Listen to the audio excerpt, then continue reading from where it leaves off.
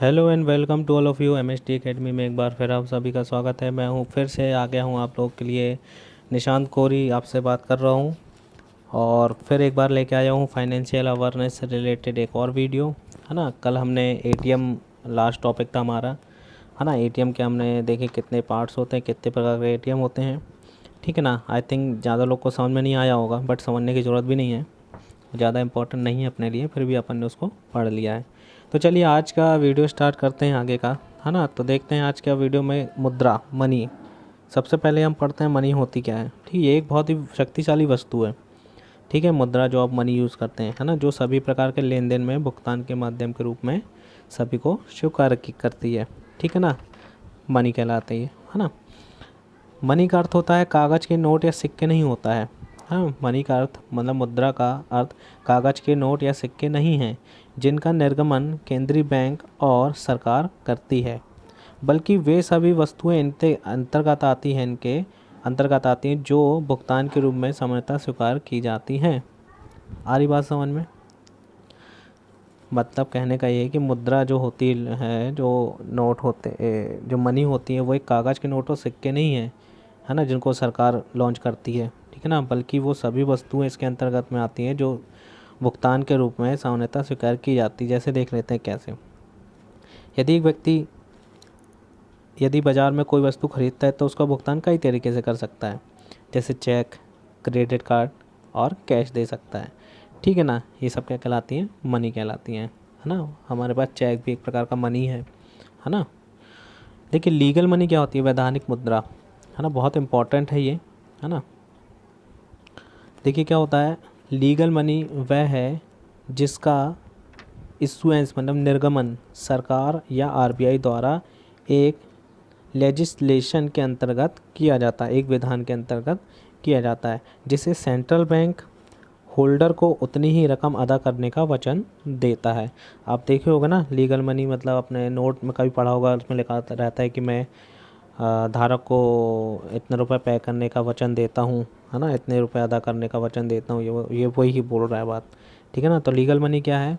जिसका निर्गमन सरकार और आरबीआई द्वारा एक लेगिस्लेशन, है ना, एक विधान के अंतर्गत किया जाता है, जिससे सेंट्रल बैंक धारक मतलब होल्डर, है ना, को उतनी रकम अदा करने का वचन देता है। अगर वो 10 का नोट है तो मतलब 10 रुपये ही उसको मिले हैं, कहने का मतलब ये है ना। अगर वो नोट इशू करेगा, ठीक है ना, सरकार अगर नोट इशू करेगी तो, ठीक है, उसमें लिखा रहता है नोट में, आप देखना कभी, ठीक है। क्रेडिट वह मुद्रा है जब व्यक्ति प्रोमिसरी नोट मतलब प्रतिज्ञा, चेक और लेटर ऑफ एक्सचेंज और बैंक ड्राफ्ट आदि के माध्यम से करता है, वो उसे क्या कहते हैं? साख मुद्रा कहते हैं, मतलब क्रेडिट मनी कहते हैं उसे, ठीक है ना। तो जब व्यक्ति प्रतिज्ञा पत्र, ठीक है ना, चेक, विनिमय पत्र और बैंक ड्राफ्ट आदि के माध्यम से भुगतान करता है, उसे क्या कहते हैं? साख मुद्रा कहते हैं। यह विधि नहीं होती है, ठीक है, यह विधि नहीं होती है, बल्कि इसका प्रचलन व्यक्तियों एवं व्यापारियों बैंक द्वारा किया जाता है, ठीक है ना। से पढ़ लीजिए, बोर होंगे आप, मुझे पता है ये टॉपिक से, लेकिन बहुत इंपॉर्टेंट है, अभी आपको आगे समझ में आएगा क्यों इम्पोर्टेंट है, ठीक है। तो प्रॉक्सिमेट करेंसी, इसका अभिप्राय क्या है कि जो लिक्विड एसेट्स होते हैं, है ना, जिसमें लिक्विडिटी के गुण होने के बाद भी उन्हें स्पष्ट रूप से मुद्रा के रूप में प्रयोग नहीं किया जाता, ठीक है ना, समझ रहे हो। तो ये क्या होता है? प्रॉक्सिमेट करेंसी, ठीक है ना। बॉन्ड्स जो होते हैं गवर्नमेंट सिक्योरिटीज़ होती हैं, लेटर ऑफ क्रेडिट होता है, कंपनी शेयर होते हैं, प्रॉक्सिमेट करेंसी के उदाहरण हैं, ठीक है ना। प्रॉक्सिमेट करेंसी क्या हो गई? Bonds, government securities. देखिए बॉन्ड्स सरकारी प्रतिभूति, ऋण पत्र, कंपनी के शेयर्स, है ना, ये सब क्या कहलाते हैं? Proximate currency. प्रॉक्सिमेट का मतलब होता है सन्निकट मुद्रा, प्रॉक्सिमेट करेंसी मतलब सन्निकट मुद्रा, है ना। ये सब कौन कौन सी होती है? Bonds, government securities, letter of credit, company share, और इन सब के ये सब क्या हैं? ये प्रॉक्सीमेट करेंसी के क्या हैं? एग्जांपल्स हैं। देखिए नेक्स्ट बोल रहा है कि इनमें इनकम्प्लीट लिक्विडिटी होती है, ठीक है ना, इनकम्प्लीट लिक्विडिटी होती है, अपूर्ण तरलता होती है, और इनके माध्यम से ब्याज की अर्निंग होती है, ठीक है ना। ये सब चीज़ें होती लीगल मनी में आती है, ठीक है। अब देखिए मनी का सप्लाई कैसे होती है, मनी अपने पास जो मनी आती है वो आती कैसे है ना, सप्लाई कैसे होती है मनी, कई टाइप से होती है ना। देखिए मनी एक वास्तविक पूर्ति को ज्ञात करने के लिए, मनी की वास्तविक पूर्ति को ज्ञात करने के लिए 1961 में आरबीआई द्वारा मुद्रा पूर्ति पर प्रथम कार्यकारी दल का गठन किया गया है ना, जिसके द्वारा जो मॉनेटरी जो ग्रुप होता है उससे संबंधित जो अवधारणा है उसको प्रस्तुत किया गया, ठीक है ना। वो कमेटी कौन सी थी अभी मैं आपको बताता हूँ, ठीक है। इसके बाद क्या हुआ, इसी प्रकार दूसरे कार्यकारी दल का भी फिर गठन हुआ 1977 में, ठीक है ना, जिसने संपूर्ण मॉनेटरी स्टॉक है ना की लिक्विडिटी के अंश के आधार पर 4 मेज़र दिए है ना, 4 माप उन्होंने दिए, ठीक है ना। कौन कौन से माप दिए थे, M1 M2 M3 M4, ठीक है ना, ये 4 मेज़र दिए थे। M1 जो कहता है वो क्या कहता है, देखिए बहुत इंपॉर्टेंट है ये, है ना। M1 वो कहता है कि जनता के पास जो मुद्रा है, जो भी करेंसी या नोट या सिक्के जो भी हैं, है ना, और बैंकों के पास जो भी जमा राशि है ना, और आरबीआई के पास जो अन्य जमा राशि हैं वो किसके अंतर्गत में आएंगी, M1 के अंतर्गत आएंगी। M2 में क्या कहा गया, M2 कौन सी हो जाएंगी इसमें M1 आ जाएगा, और डाकघरों के पास जो बचत बैंक जमाएं हैं, है ना, सेविंग्स हैं जो डाकघरों के पास, वो आ जाएंगी, ठीक है। M3 में क्या आएगा, M3 में M1 और बैंक की सेविंग्स आएंगी, है ना, जो टाइम डिपॉजिट होगा जो भी उसके पास। और M4 में क्या आ जाएगा, M4 में M3 और डाकघर की समग्र जमाएं आ जाएंगी। ये बहुत इंपॉर्टेंट है, याद रखिएगा, ठीक है ना। इसके बाद क्या है, इस प्रकार M1 की मात्रा जनता को उपलब्ध मुद्रा की मात्रा को व्यक्त करती है, ठीक है ना। व्यापक मुद्रा जिसे सुलभ मुद्रा भी कहा जाता है की माप M3 के द्वारा होती है, याद रखिएगा, ठीक है ना। इसके बाद देखो इसमें आता है डिवैल्यूएशन ऑफ मनी, मतलब मुद्रा का अवमूल्यन, है ना, अवमूल्यन। डिवैल्यूएशन ऑफ मनी क्या होता है देखते हैं, ठीक है। थोड़ा टॉपिक बोरिंग है लेकिन आपको पढ़ना तो पड़ेगा, आपको पता होना चाहिए डिवैल्यूएशन होता कैसे है मनी का, ठीक है ना। तो देखिए क्या होता है, जब मुद्रा के बाह्य मूल्य में कमी हो जाती है तो क्या होता है, डिवैल्यूएशन होता है। जब सरकार मुद्रा का मतलब मनी का बाहरी मूल्य कम कर देती है तब देश की एक मुद्रा इकाई को बदलने में कम विदेशी मुद्रा प्राप्त होने लगती है, ठीक है ना। जो बोलते हैं ना डॉलर का रेट इतना है, हमारे रुपए का रेट इतना है, वो यही है, डिवैल्यूएशन है, ठीक है ना। तो मुद्रा का डिवैल्यूएशन से मुद्रा के आंतरिक मूल्य पर कोई विशेष प्रभाव नहीं पड़ता है ना। ये सब इंटरनेशनल लेवल पे चलता है, ठीक है ना, हम पे कोई फ़र्क इसका नहीं पड़ेगा, ठीक है। आंतरिक मूल्य पर कोई फ़र्क नहीं पड़ा, मतलब 10 का नोट है तो हमको 10 में ही मिलेगा, ठीक है ना। इसके बाद देखिए वैल्यू क्या होती है ना। वैल्यू से आशय मुद्रा की उस इकाई से है जिसमें वस्तुओं और सेवाओं की कीमतें व्यक्त की जाती हैं, जैसे रुपया, डॉलर, मार्क, पाउंड, रूबल, ये क्या है, ये सब वैल्यू है। ये एक प्रकार की इकाई, यूनिट्स हैं एक प्रकार की, ठीक है ना। किसकी, रुपए की, मनी की क्या है, एक प्रकार से इकाई है ये, ठीक है ना। जो मूल्यवान जो वैल्यू है वो मुद्रा का ही एक अंग होता है, ठीक है ना। मनी मार्केट क्या होता है, देखिए मुद्रा बाजार क्या होती हैं। मुद्रा बाजार वित्तीय प्रणाली का एक अंग है जहां राशियों का लेन देन होता है, ठीक है ना। भारतीय मुद्रा बाजार में अल्पकालीन समय के लिए राशि को लिया और दिया जाता है। भारतीय मुद्रा बाजार को क्या कहा जाता है, साख बाजार भी, क्रेडिट मार्केट भी कहा जाता है ना। इसके अंतर्गत बैंकों को समाहित किया गया है, ठीक है ना। मुद्रा बाजार में लेन देन कैश मुद्रा में नहीं बल्कि क्रेडिट डॉक्यूमेंट्स के रूप में होते हैं। लेटर ऑफ एक्सचेंज, है ना, प्रतिज्ञा जो पत्र मैंने बताया था, कमर्शियल पेपर, ट्रेजरी बिल आदि क्या कहलाते हैं, क्रेडिट डॉक्यूमेंट्स के क्या हैं, एग्जाम्पल होते हैं। भारतीय मुद्रा बाजार में आरबीआई, कमर्शियल बैंक, कॉरपोरेटेड बैंक और अन्य वित्तीय संस्थाएं व गैर बैंकिंग वित्तीय संस्थाएं जैसे LIC, unit trust of India आदि शामिल हैं भारतीय मुद्रा बाजार में, ठीक है ना। RBI मुद्रा बाजार की शीर्ष संस्था है, याद रखिएगा, जो देश में मौद्रिक व बैंकिंग परिस्थितियों को नियंत्रण करता व सर्वोच्च मौद्रिक अधिकार अधिकार देता है उनको, ठीक है ना। देखिए नेक्स्ट इसके बाद देखते हैं क्या है, security related to money market, है ना। मुद्रा बाजार से संबंधित कुछ सिक्योरिटी देख लेते हैं कौन कौन सी है। इसमें पहले आता है याचना राशि। याचना राशि का सॉलिसिटिंग फंड बोलते हैं, सॉलिसिटिंग फंड, है ना। इसमें क्या होता है, इसका प्रयोग मुख्यतः बैंकों की अस्थायी नकदी की आवश्यकताओं को पूरी करने के लिए किया जाता है, ठीक है ना। समझ में आ गया होगा आपको। इसका पुनर्भुगतान मांग पर देय होता है, ठीक है ना, इसका मैच्योरिटी पीरियड जो होता है 1 दिन से 15 दिन के अंदर होता है, ठीक है ना। ये क्या होता है, सॉलिसिटिंग फंड होता है। सुना होगा आपने, बहुत बार ये वर्ड सुना होगा। नेक्स्ट देखिए क्या होता है, ट्रेजरी बिल। अभी तक आप पढ़ रहे थे, ट्रेजरी बिल में नाम ले रहा था, हिंदी में भी यही बोला जाता है। तो ये जो प्रतिज्ञा पत्र हैं, है ना, जो RBI द्वारा जारी किए जाते हैं, इसकी लिक्विडिटी अधिक होती है, याद रखिएगा, है ना। जो होल्डर द्वारा किसी भी दूसरे पक्ष को ट्रांसफ़र किया जा सकता है, RBI से भी रिडीम्ड किया जा सकता है ये, ठीक है ना। मतलब RBI से भी दूसरे बैंक में ये रिडीम्ड किया जाता है, रिडीम्ड, है ना। रिडीम्ड नहीं आती ना इंग्लिश, क्या करें भाई, ठीक है ना। इसके बाद देखिए क्या होता है, 365 दिन से अधिक के लिए जारी नहीं किए जाते हैं, याद रखिएगा, है ना। ट्रेजरी बिल ये अंकित मूल्य से कम पर जारी किए जाते हैं।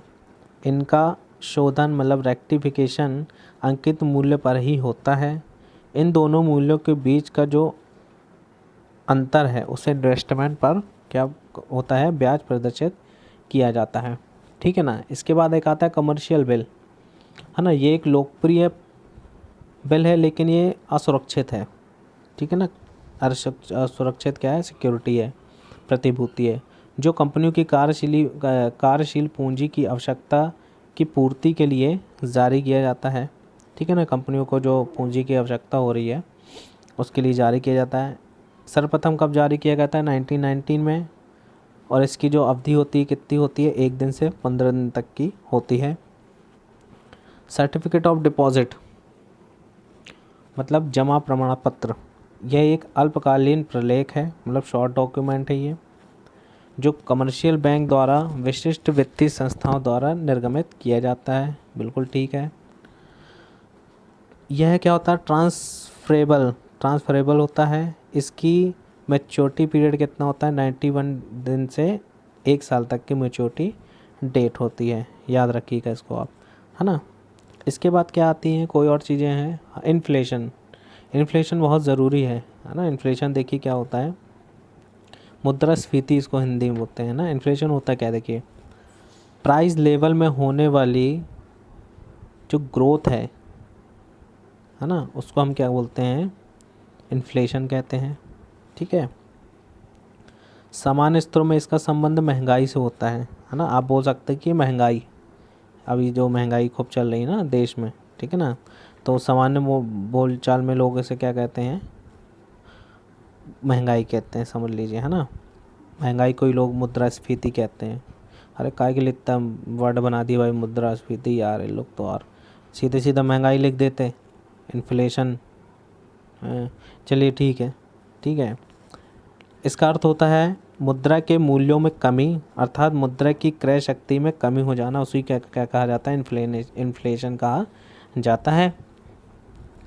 इसके उत्पन्न होने के 2 कारण हैं, है ना। क्या कारण है, पहला तो मुद्रा के प्रसार में वृद्धि, है ना। दूसरा कि वस्तुओं के उत्पादन में कमी, ठीक है ना। 2 कारण हैं इसके, ठीक है ना।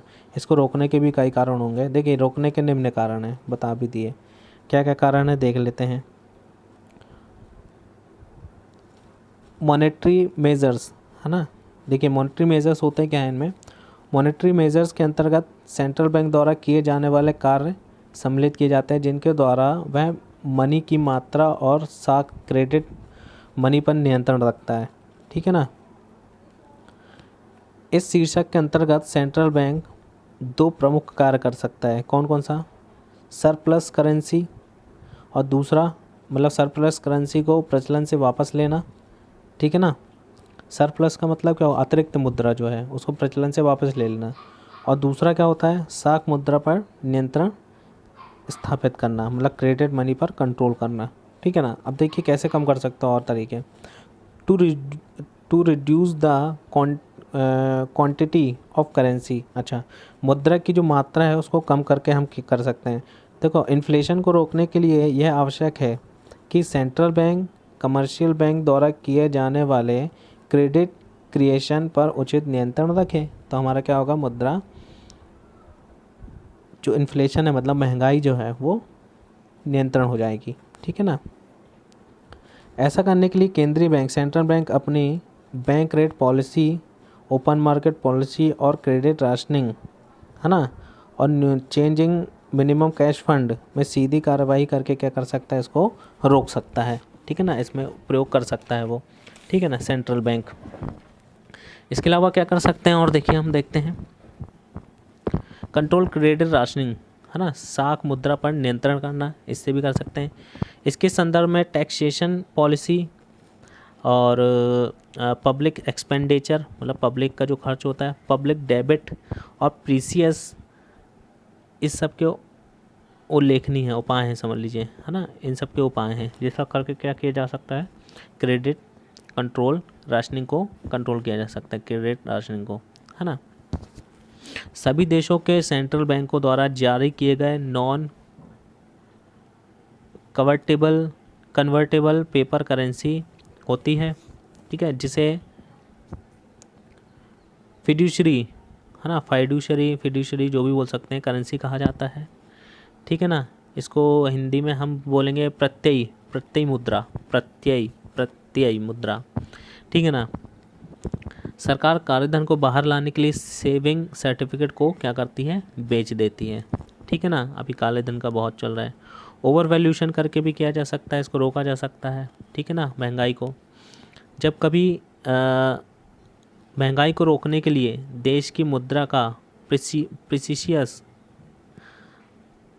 भी करना पड़ सकता है, ठीक है ना। इससे मतलब ये है कि दूसरे देशों की मुद्रा की तुलना में अपने देश की मुद्रा को अधिक करना, सिंपल सी बात है भाई। आज अगर डॉलर से ज़्यादा रुपया होगा, है ना, ओवर वैल्यूशन मतलब ओवरटेक करना, है ना, ओवरटेक करते ना, ओवर वैल्यूशन को ओवर करना, है ना। तो जब किसी देश की जो करेंसी है उससे हमारी करेंसी ज़्यादा होगी तो महंगाई वैसे ही ख़त्म हो जाएगी, है ना। समझ में आ रहा है आपको। इसके अलावा और क्या कर सकते हैं, कंट्रोल ओवर इन्वेस्टमेंट, मतलब जो ज़्यादा ओवर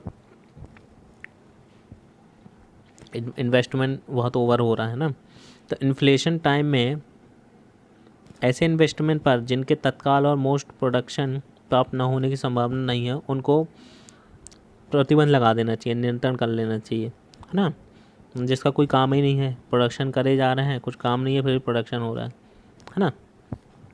और क्या कर सकते हैं भाई, इसमें ग्रोथ ऑफ प्रोडक्शन, हाँ प्रोडक्शन की ग्रोथ कर सकते हैं, है ना। इन्फ्लेशन के कारण उत्पादन की तुलना में लोगों की मॉनेटरी इनकम बढ़ सकती है ना, बढ़ जाती है या बढ़ सकती है। इस प्रकार के महंगाई को रोकने के लिए देश में उत्पादन को अधिकाधिक बढ़ाना आवश्यक है ना। जैसे जैसे बोलते हैं डेवलप्ड कंट्री, है ना, तो ग्रोथ ऑफ प्रोडक्शन हमको करना पड़ेगा। हमारे देश में कोई कहाँ प्रोडक्शन हो रहा है, अधिकतर चीज़ तो बाहर से ही आती है, कोई प्लांट ही नहीं है ज़्यादा, है ना, टाटा रिलायंस के अलावा कोई प्लांट ही नहीं है हमारे यहाँ, ठीक है। नेक्स्ट होता है control on trade and price, मतलब व्यापार की कीमतों पर नियंत्रण स्थापित करना, है ना।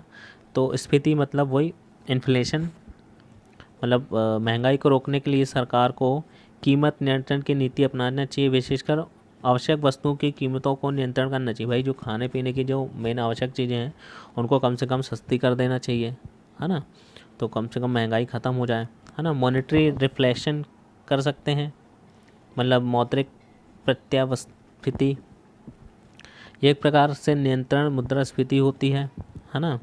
जब कभी डिफ्लेशन ऑफ करेंसी की मात्रा इतनी अधिक हो जाती है कि वस्तुओं की कीमत बहुत नीचे गिर जाती है, तो सरकार कीमतों को फिर से पटरी पर लाने के लिए क्या करते हैं, मनी का अधिक मात्रा में निर्गमन करने लगते हैं, है ना, इससे मॉनेटरी इन्फ्लेशन कहा जाता है। ठीक है। डिफ्लेशन क्या होता है? जब किसी देश में इन्फ्लेशन मतलब महंगाई की मात्रा अत्यधिक हो जाती है और कीमतें काफ़ी ऊंची हो जाती हैं, भाई सिंपल सी बात है, महंगाई ज़्यादा होगी तो कीमतें ऊंची होंगी, तो उन बढ़ी हुई कीमतों को नीचे लाने के लिए सरकार क्या करती है? डिफ्लेशन की नीति को अपनाती है। ठीक है ना। ये आपके हो गए इन्फ्लेशन, डिफ्लेशन, है ना। मॉनेटरी रिफ्लेक्शन समझ में आया आपको? रिफ्लेशन, है ना। तो ये सब चीज़ें क्या थी? ये महंगाई को कम करने का एक तरीका था। इन्फ्लेशन जिसे कहते हैं, मुद्रास्फीति, ये क्या कहलाती है? महंगाई कहलाती है। चलिए नेक्स्ट देखते हैं हम। अब आपसे मिलेंगे एक नए वीडियो के साथ। इसके बाद हम पढ़ेंगे शेयर मार्केट, थोड़ा और अच्छे से पढ़ेंगे। बोर मत होइएगा भाई, देखिए टॉपिक ही ऐसा है, क्या करूँ मैं, कितने अच्छे से पढ़ाऊँ, आप लोग बोर ही होंगे, है ना। लेकिन इसको समझना है आपको, क्या क्या चीज़ें होती हैं, है ना, तो बैंक में काम आएंगी ये सब चीज़ें आपको। तो चलिए, thank you so much to all of you. मिलते हैं एक नई वीडियो के साथ कल फिर। Good night to all of you.